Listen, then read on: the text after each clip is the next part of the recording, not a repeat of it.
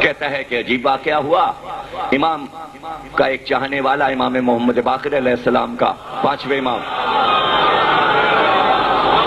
مصر میں رہتا تھا۔ اس نے اپنے دوست سے کہا کہ ہم امام سے ملنے مدینے جا رہے ہیں، باقر العلوم سے ملنے جا رہے ہیں۔ تو اس کے دوست نے کہا جا تو رہے ہو ان کی خدمت میں، لیکن کیا تمہیں یہ علم ہے کہ ان کا ایک بیٹا 11 برس کا ہے، چھوٹا بچہ ہے ان کا 11 برس کا۔ تو بھائی جب جاتے ہیں کسی سے ملنے تو بچوں کے لیے تحفہ بھی لے جاتے ہیں۔ اگر تم خالی ہاتھ چلے گئے تو بچے کو اس سے کیا مطلب کہ اس کے باپ کا ملنے والا آیا ہے، تاکہ تم بچے سے بھی ملو تو کچھ تحفہ لے کے جاؤ اس بچے کے لیے، جعفر کے لیے جو 11 برس کا ہے، باقر کا بیٹا جعفر۔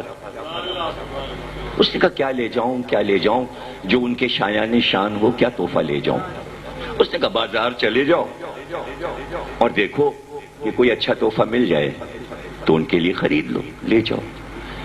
خیر وہ بازار گیا، اس نے دیکھنا شروع کیا بچوں کے کھلونے جو اس زمانے میں رائج ہوں گے، آج سے 1400 برس پہلے جو بچوں کے کھلونے ہوں گے، آج کے کھلونے کچھ اور ہیں۔ آج کے کھلونے یہ ہیں، تو اس زمانے میں تو تلوار کھلونا۔ تو اس نے بازار دیکھا تو اسی زمانے میں مصر کے لوگوں نے ایک چیز بنائی تھی، لکڑی کے برادے سے گولے بنا کے ان پہ پینٹ کر کے رنگ کر کے نظام شمسی کا نقشہ بنایا تھا۔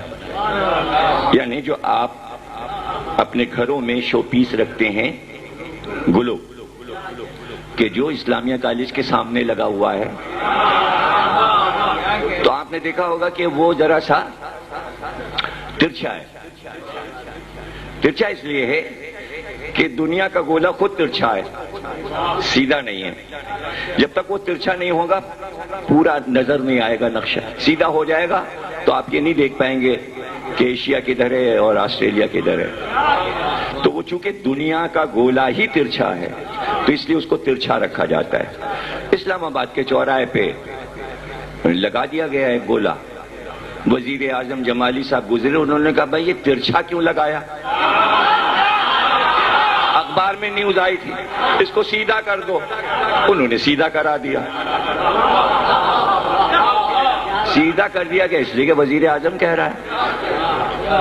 تو جسے یہ نہ پتا ہو کہ دنیا جو ہے وہ تھوڑی سی ترچھی ہے، چپٹی ہے، کس رخ کو گھوم رہی ہے، وزارت، تو بھائی اللہ دیکھ کے وزیر بناتا ہے۔ آپ اپنا وزیر یہی چن لیتے ہیں کہ اس کو یہی نہیں پتا کہ اس کی نالج کیا ہے، اس لیے اللہ نے نبی سے کہا وزیر ہمیشہ علی کو ہی رکھنا۔ دیکھیے وزیر کے لیے مشہور ہے کہ وزیر بے وقوف نہ ہو، وزیر کے لیے مشہور ہے کہ دانا ہو۔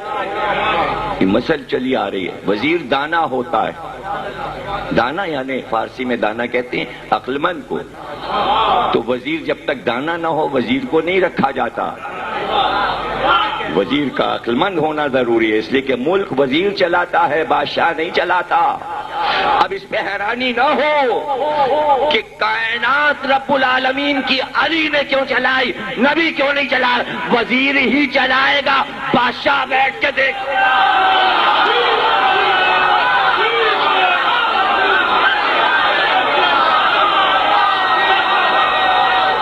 بادشاہ صرف نگرانی کرتا ہے کہ کام ٹھیک ہو رہا ہے۔ جہاں وزیر غلط کرے بادشاہ ٹوک دے۔ یہ ایسا وزیر اللہ نے بنایا کہ کبھی نبی کو ٹوکنا ہی نہیں۔ وَالْكَفَ بِاللَّهِ شَهِيدًا بَيْنِي وَبَيْنَكُمْ وَمَنْ عِنْدَهُ عِلْمُ الْكِتَابِ۔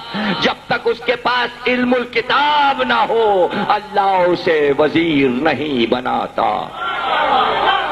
دانا ہونا ضروری ہے، عقل مند ہونا ضروری ہے۔ تو یہاں پر آپ نے دیکھا کہ عقل مندی بہت ضروری ہے۔ اگر عقل نہیں ہوگی تو کوئی علم نہیں سیکھ سکتا۔ وہ امام سے فکر رکھتا تھا رہتا دور تھا لیکن فکری طور پر علم کی روشنی ذہن میں لیتا رہتا تھا. اس نے کہا بھائی یہ کھلونا اچھا ہے, نظام شمسی, یہ خرید لو, کتنے کا ہے؟ یہ بچوں کے لیے بنا ہے, اس میں سورج بھی ہے, اس میں چاند بھی ہے, اس میں 12 ستارے, زہرہ, عطارد, مشتری وغیرہ وغیرہ ہیں, اور وہ گلو گھومتا بھی تھا, زمین بھی چل رہی ہے, چاند بھی چل رہا ہے, اور نقشہ بتا رہا ہے دن و رات کیسے ہوتے. وہ کھلونا اس نے خرید لیا اور مدینے پہنچا, امام کو سلام کیا, کہ خوب آئے تم, مصر سے آ رہے ہو؟ کہاں سرکار, کچھ حدیثیں آپ سے لینے کے لیے آیا ہوں, لیکن ہم کو پتا چلا کہ آپ کا بیٹا 11 برس کا ہے, تو اس کے لیے ہم ایک تحفہ لائے. یہ کہہ کر امام کے سامنے پورا وہ لکڑی کے برادے کا نظام شمسی رکھ دیا. رنگ اس ایسے تھے کہ وہ کھلونا لگ رہا تھا. جیسے امام کے سامنے رکھا, امام نے آواز دی, جعفر آؤ, یہ ہمارا دوست آیا ہے لیکن تحفہ تمہارے لیے لایا ہے, تحفہ تمہارے لیے لایا ہے.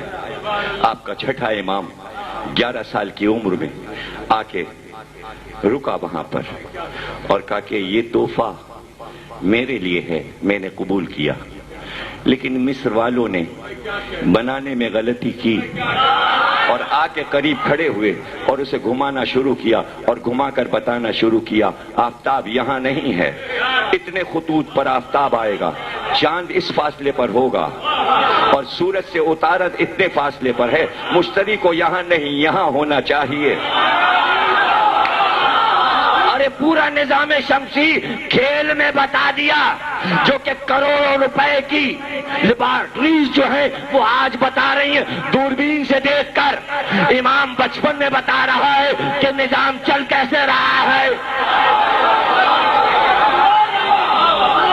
تو وہ انگریز کہتا ہے یہ تو بچپن کا کھیل تھا, یہ تو ان کا بچپن کا کھیل تھا.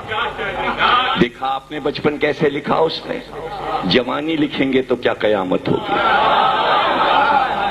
اور جب بڑھاپا لکھیں گے تو کیا قیامت ہوگی. اور انقلاب فرانس کا موازنہ کیا, اس لیے کہ دنیا میں سب سے زیادہ مشہور وہ انقلاب ہے اسی کتاب میں, اور جرمنی کے بعد سب سے پہلے ایران نے, آپ کو پتا ہے 2047 مرتبہ ایران میں اس کے ایڈیشن چھپ چکے. مغز جہان شیعہ, تہران سے, قم سے, مغز جہان شیعہ. میرے پاس کتاب ہے ایران کی چھپی فارسی میں, اسی کتاب کا ترجمہ. مغز جہان شیعہ یعنی کائنات شیعت کا دماغ جعفر صادق. نہیں, آپ نے نام پہ غور نہیں کیا کہ ان دانشوروں نے یہ نام کیوں رکھا. یہیں کی مجلس میں 3-4 سال پہلے پڑھ چکا ہوں, اور پچھلے سال بھی پڑھا کہ قرآن کافی نہیں, تو اس میں میں نے یہ بات کہی تھی کہ بہت سی چیزیں قرآن میں نہیں ہیں.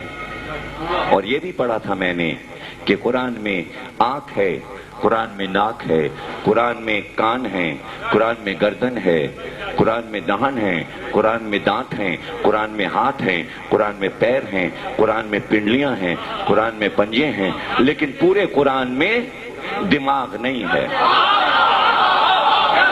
کیا اللہ نے جان کر دماغ کا ذکر قرآن میں نہیں کیا؟ اس لیے نہیں کیا کہ نبی کی حدیث مکمل ہو جائے کہ یہ کتاب ہے اور اس کتاب کا دماغ آل محمد ہے.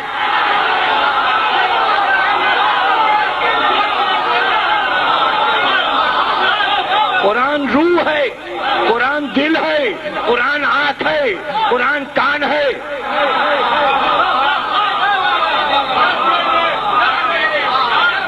سب کچھ ہے, لیکن سمجھو کہ کیا ہے. یہ ہے کتاب, کتاب یہ ہے, لیکن قرآن کا نور محمد ہے, قرآن کا دل فاطمہ ہے, قرآن کا دماغ علی ہے, قرآن کی آنکھیں حسن اور حسین ہیں. ہلکے مت. قرآن کی عبادت سید سجاد ہے، قرآن کا علم محمد باقر ہے، قرآن کی صداقت جعفر صادق ہے، قرآن کا صبر موسی کاظم ہے، قرآن کی مرضی علی رضا ہے، قرآن کا تقوی محمد تقی ہے، قرآن کی نفاست علی نقی ہے، قرآن کی ہیبت حسن عسکری ہے، قرآن کی ہدایت امام مہدی.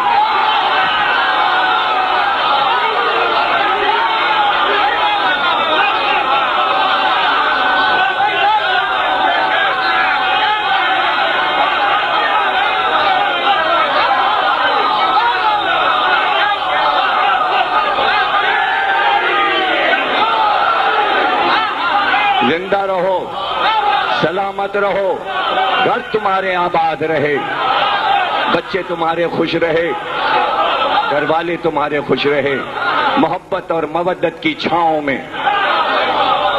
یہ علم پسندی کہاں ہے دنیا میں؟